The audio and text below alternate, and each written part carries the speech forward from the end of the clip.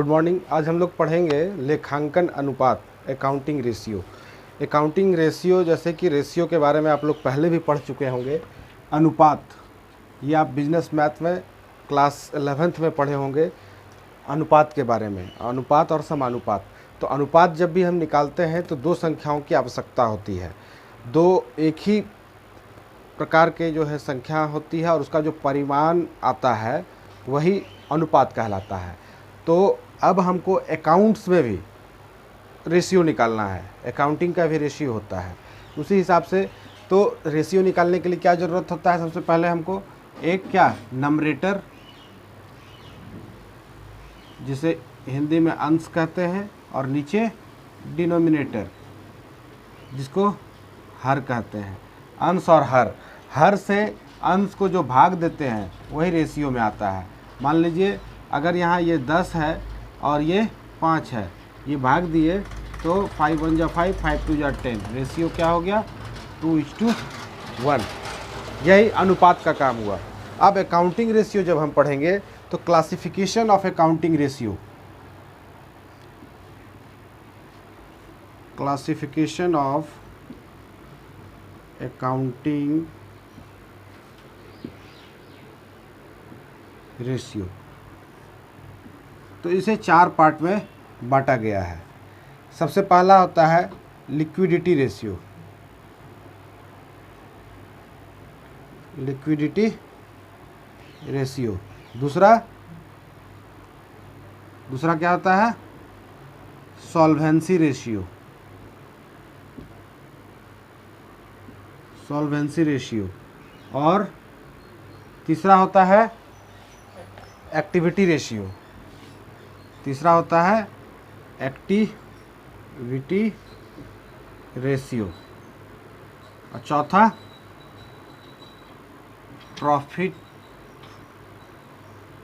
Profitability ratio. ये इसके 4 part है, liquidity ratio, solvency ratio, activity ratio, profitability ratio. अब सबसे पहले हम लोग आज पढ़ेंगे लिक्विडिटी रेशियो। लिक्विडिटी रेशियो का 2 पार्ट होता है, एक होता है करंट रेशियो और दूसरा होता है liquid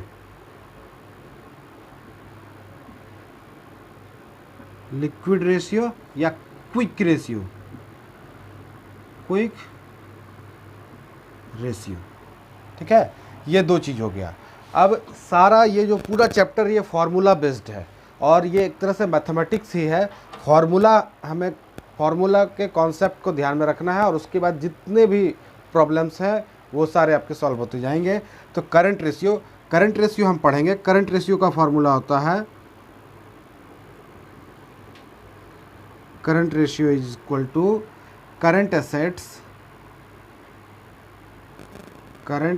assets by current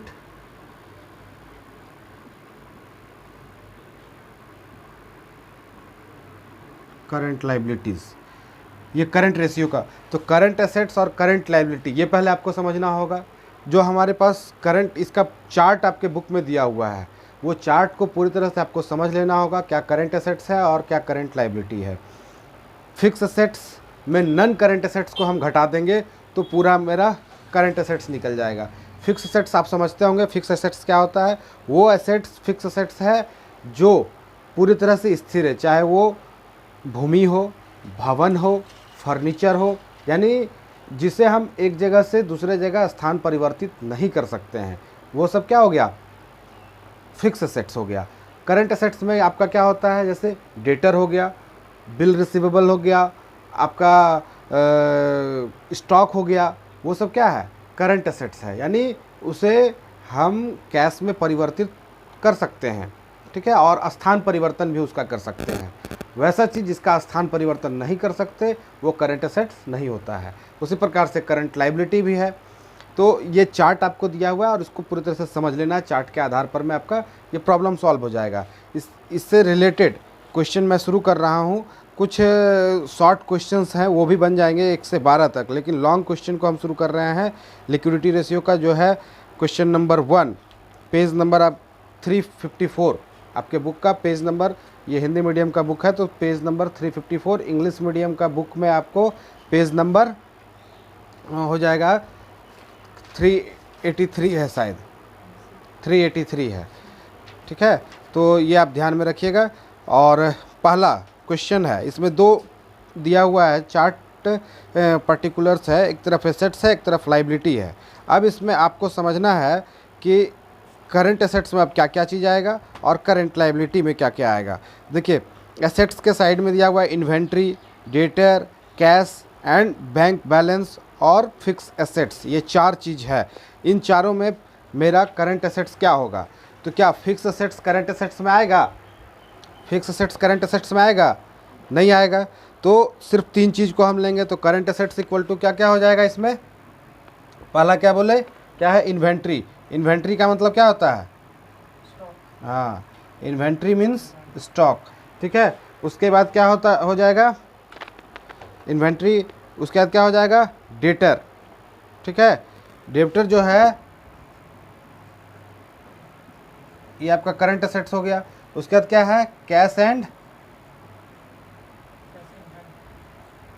cash and bill receivable है, कैश एंड बिल रिसीवेबल है ना। कैश एंड बैंक बैलेंस है, बैंक बैलेंस है। तो ये हो गया।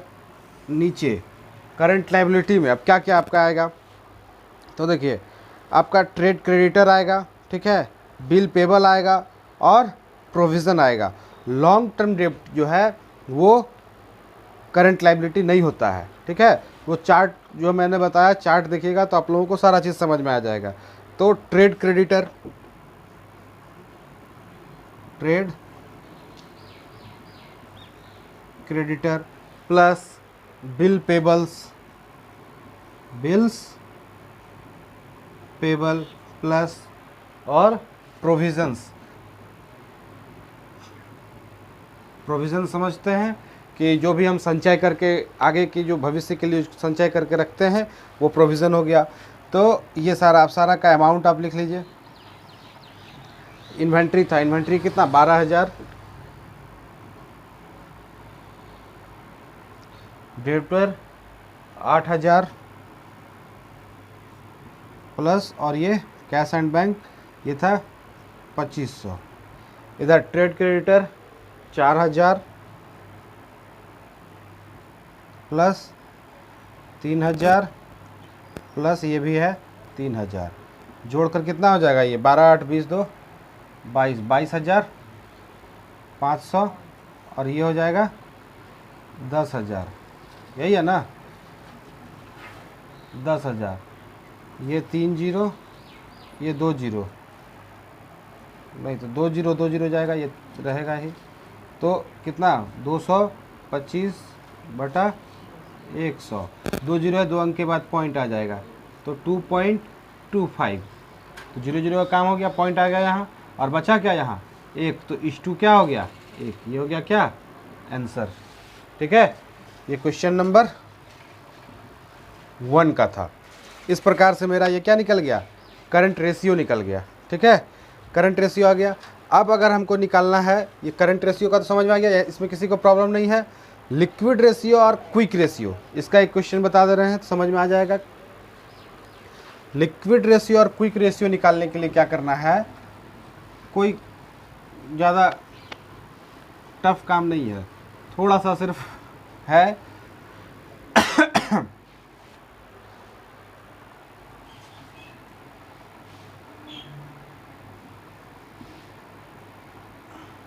लिक्विड रेशियो, लिक्विड रेशियो निकालने के लिए क्या होता है, जो करंट एसेट्स होता है ना, उसमें हम लोग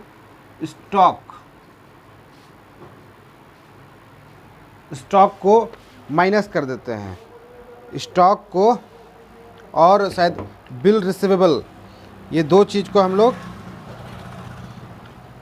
घटा देते हैं तो हमारा क्या निकल जाता है, या एडवांस टैक्स वगैरह है वो जो दिए रहते हैं, स्टॉक है, प्रीपेड एक्सपेंस वगैरह है, एडवांस में जो भी चीज़ दिए हुए हैं वो चीज़ घटा देंगे तो मेरा क्या निकल जाएगा,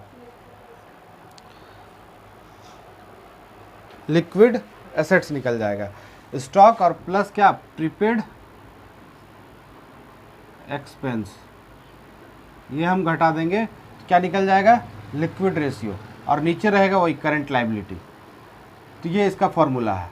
इसी आधार पर में क्वेश्चन बनेगा, क्वेश्चन नंबर 2 जो इसके ठीक नीचे है, लिक्विड रेशियो। तो लिक्विड रेशियो का मतलब पहले समझ लीजिए, लिक्विड या क्विक। लिक्विड का मतलब आप जानते होंगे क्या, तरल, यानी जिसको तुरंत हम कैश में बदल सकते हैं, जो तुरंत कैश में बिक जाए। जैसे ये मार्कर है, कोई अगर अभी तुरंत कैश में बदल दें वो लिक्विड है, ठीक है। लिक्विड और क्विक भी समझ में आ रहा है, यानी कोई काम तुरंत फटाफट। तो उसी तरह से जिस संपत्ति को हम तुरंत कैश में बदल दें, ये मार्कर है। अगर हम इसको बेचना चाहें, तुरंत कोई खरीद ले, 10 रुपया दाम है, हाँ तुरंत भाई 10 रुपया दो, ये मार्कर लो, ठीक है। पैसा का भी हमको ज़रूरत है, तो वही लिक्विड रेशियो हुआ। तो स्टॉक और प्रीपेड एक्सपेंस, ये दोनों चीज़ घटा देंगे करंट एसेट्स में, तो हमारा लिक्विड एसेट्स आ जाएगा। अब इसी तरह सेकंड क्वेश्चन जो है दिया हुआ है, इसमें 4 आइटम है। आपका करंट एसेट्स दिया हुआ है, इन्वेंट्री दिया हुआ है, करंट लायबिलिटी है और प्रीपेड एक्सपेंसेस दिया हुआ है। तो वही प्रीपेड एक्सपेंसेस क्या हुआ कि कोई भी काम के लिए जो हम पहले पैसा दे देते हैं, ठीक है। जैसे कि आप जो है घर में काम लगाए, ठीक है, आपके यहाँ कोई काम कर रहा है, महीना दिन के लिए आप उसको कि तुम काम करो, तुमको 5,000 रुपया महीना देंगे, और वो जो है आप उसको 5,000 रुपया पहले ही दे दिए, वो काम किया चाहे नहीं किया, 5,000 रुपया पहले दे दिए, तो वो क्या हुआ, प्रीपेड एक्सपेंस हो गया, आ गया। यानी पूर्वदत्त व्यय, पहले जो हम खर्च कर दिए। आ गई बात समझ में। तो उसी हिसाब से तो अब इसमें जो है करंट एसेट्स तो दिया हुआ है मेरा, ठीक है, वो तो लिख ही दिए। जो चीज़ है आइटम, 4 आइटम है, वो लिखा हुआ है, ये समझ लीजिए एक तरह से। तो करंट एसेट्स का दिया हुआ है, करंट एसेट्स कितना है, 4 लाख है, 4 लाख है। स्टॉक, इन्वेंट्री को ही स्टॉक कहते हैं क्या, इन्वेंट्री कितना है, 80,000। अब प्रीपेड एक्सपेंस कितना है, 20,000 है, ठीक है। ये 80,000 प्लस क्या, 20,000। और करंट लायबिलिटी, करंट लायबिलिटी कितना है, 2,40,000। करंट लायबिलिटी 2,40,000 है। तो 4 लाख माइनस ये कितना हो जाएगा, 80-20, 1 लाख, और ये क्या हो जाएगा, 2,40,000। तो अब घटाइए कितना बचेगा, 3 लाख, और ये 2,40, 3 0 3 0 1 0 1 0, 30 और 24, 6 से जाएगा, 6 पंचे 30, 6 चौके 24, 5:4। और काट कर इसको छोटा कर सकते हैं हम लोग, लेकिन ये 5:4, इसको 4 से भागा देंगे तो और शॉर्ट हो जाएगा, यहाँ एक आएगा, ठीक है। तो ये आंसर हो गया, समझ में आया। ये क्वेश्चन नंबर 2 था। तो इसी आधार पर आपका आगे का सारा क्वेश्चन बनेगा, जितना भी करंट रेशियो और लिक्विड रेशियो से जुड़ा हुआ क्वेश्चंस है, लगभग क्वेश्चन नंबर 10 तक, ठीक है। यानी 14 तक है टोटल क्वेश्चन लिक्विडिटी रेशियो का, 14 तक है। इसमें आप 10 तक बना सकते हैं। किसी को कोई प्रॉब्लम है तो पूछ सकते हैं।